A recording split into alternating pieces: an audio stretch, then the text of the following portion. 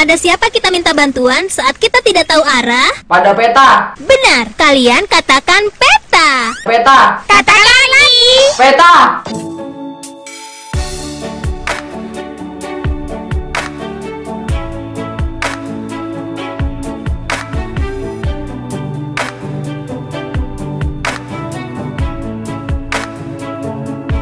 Assalamualaikum warahmatullahi wabarakatuh. Perkenalkan, nama saya Mutia Fajarika dari Program Studi Pendidikan Geografi Fakultas Keguruan dan Ilmu Pendidikan Universitas Lambung Mangkurat.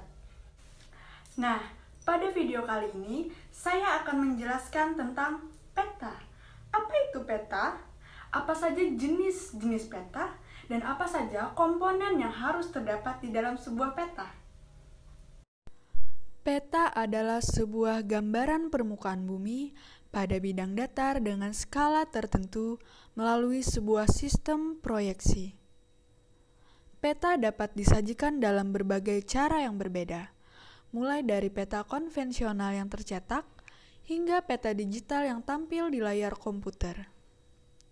Secara umum, pengertian peta yaitu sebuah lembaran, seluruh, atau sebagian permukaan bumi pada bidang datar yang diperkecil dengan memakai skala tertentu.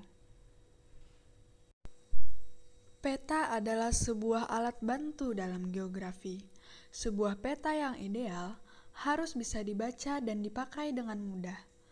Oleh sebab itu, dalam pembuatannya harus dilengkapi dengan sebuah komponen-komponen tertentu, yaitu sebagai berikut. Judul peta adalah nama peta yang ingin digambarkan. Ditulis dengan huruf kapital dengan ukuran huruf yang paling besar dibandingkan dengan huruf-huruf yang lain yang digunakan pada peta. Umumnya diletakkan di sisi bagian atas peta. Judul peta biasanya menggambarkan jenis peta, seperti peta penduduk, peta persebaran tambang, dan peta politik. Komponen peta yang kedua yaitu tanda arah. Tanda arah atau orientasi adalah tanda yang berfungsi untuk menunjukkan arah mata angin peta yang bersangkutan. Biasanya berbentuk panah yang mengarah ke utara dan diletakkan di sebelah kanan atau kiri di bawah judul peta. Penggunaan tanda arah dibantu dengan menggunakan kompas sebagai pembantu pengguna peta untuk mengarah pada arah yang sesuai dengan tanda arah pada peta. Kompas bekerja menggunakan prinsip magnet yang selalu menunjukkan arah kutub utara dan kutub selatan bumi. Yang ketiga yaitu simbol peta.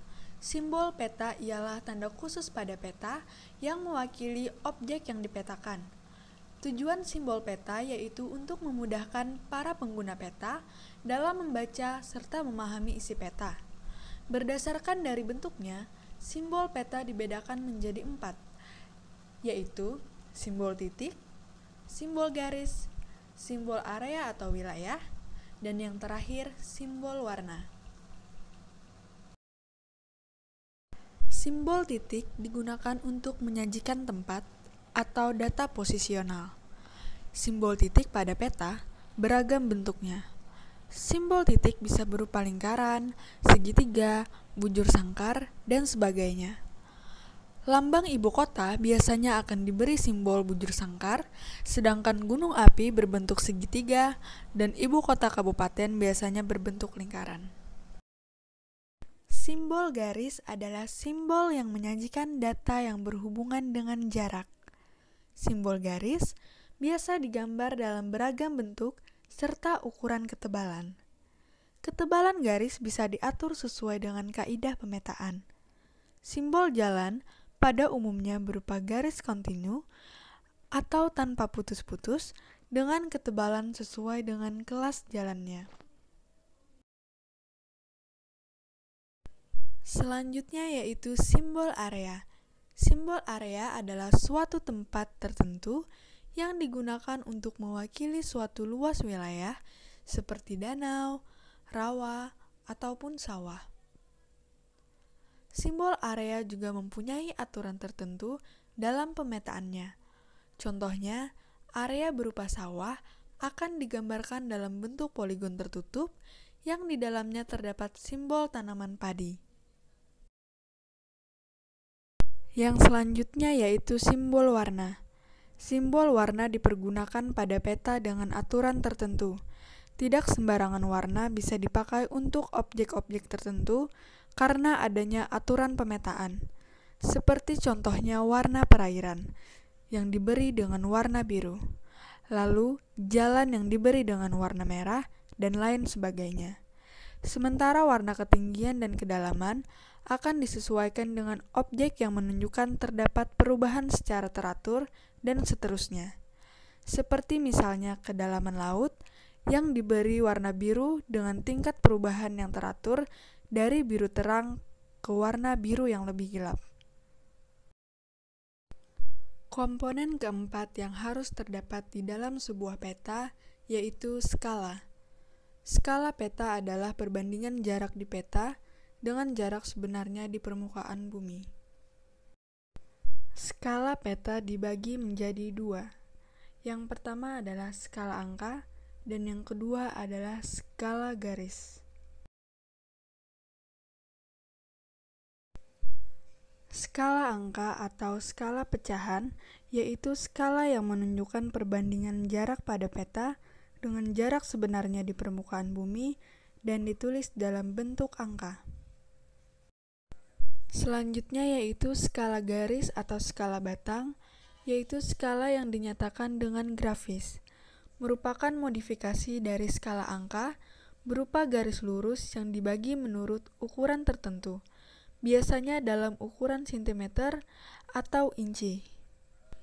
Keuntungan memakai skala grafis adalah pada saat ukuran peta dirubah atau diperbesar ataupun diperkecil, ukuran satuan panjang garis dalam peta akan ikut berubah. Dengan demikian, kita tidak perlu lagi mengubah nilai skalanya. Agar peta lebih informatif, maka terdapat legenda ataupun keterangan. Legenda atau keterangan merupakan bagian peta yang memuat keterangan simbol-simbol yang digunakan di dalam peta. Yang keenam yaitu garis tepi peta. Garis tepi peta adalah garis yang terletak di bagian tepi atas, bawah, kiri atau kanan peta, dan ujung-ujung tiap garis bertemu dengan ujung garis yang berdekatan. Biasanya garis ini dibuat rangkap dua dan tebal. Garis ini sangat berguna ketika ukuran peta diubah. Yang ketujuh yaitu garis astronomi. Garis astronomi adalah garis khayal yang mengelilingi bumi, berfungsi untuk menentukan lokasi suatu tempat di peta yang terdiri atas garis lintang atau paralel dan garis bujur atau meridian. Garis lintang atau paralel merupakan garis-garis khayal bumi pada peta yang melintang membagi bumi menjadi dua bagian, yaitu utara dan selatan, berfungsi untuk membatasi daerah iklim. Lalu selanjutnya yaitu garis bujur.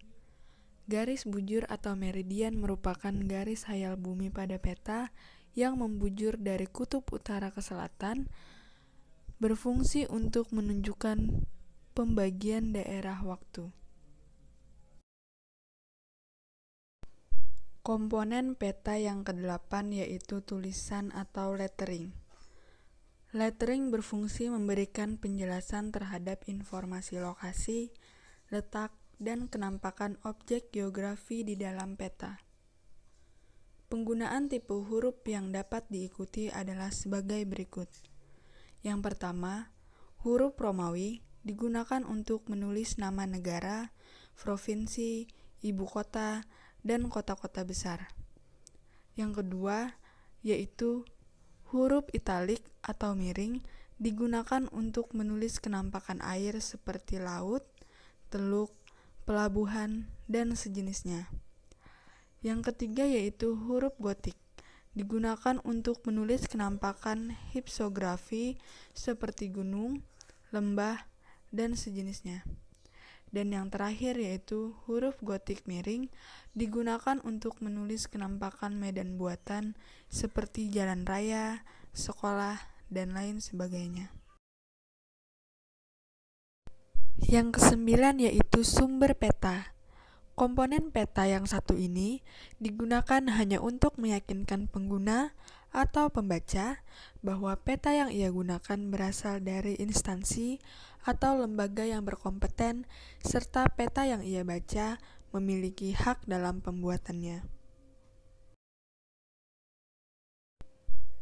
Komponen peta yang ke-10 yaitu tahun pembuatan peta. Selain sumber peta, tahun pembuatan peta yang biasanya akan ditempatkan di sebelah kanan bawah pada peta, gunanya yaitu untuk mengetahui kapan peta itu dibuat. Tahun pembuatan peta menjadi komponen yang penting untuk dicantumkan.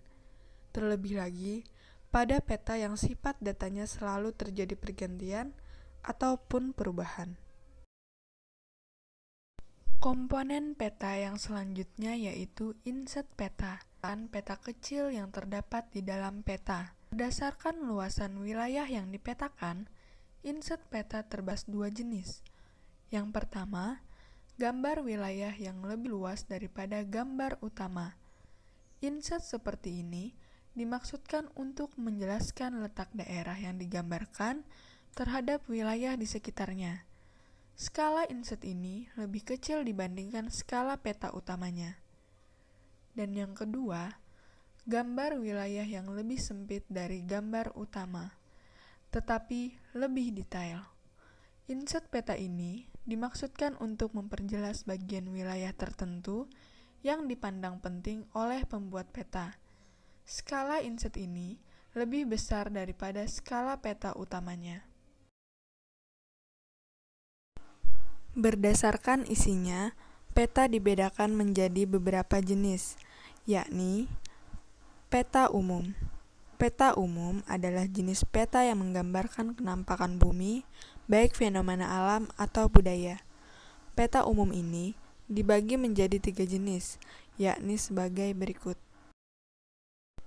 Peta topografi adalah peta yang menggambarkan permukaan bumi lengkap dengan reliefnya.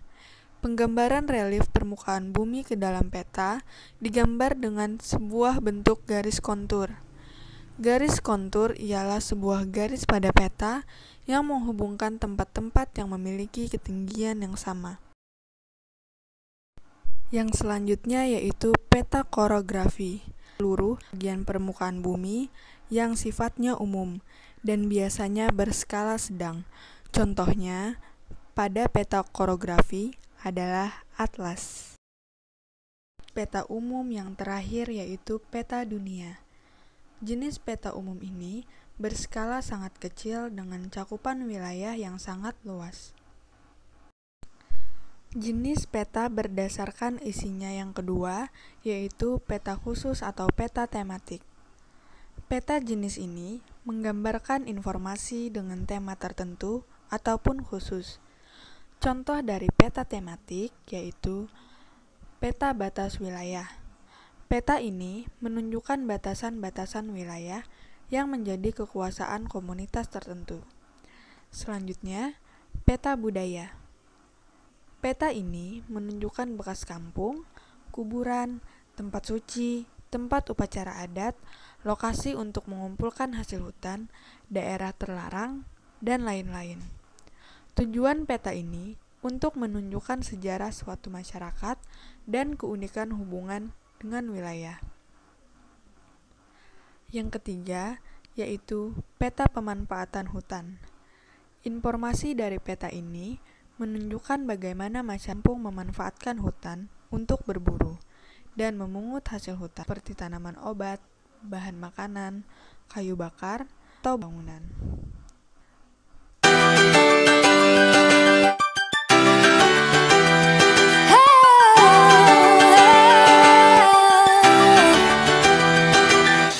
I've been trying to bend the rules since I barely was walking. I've been trying harder all my life, cause I need to be perfect. If I could just be a little better, maybe you my salvation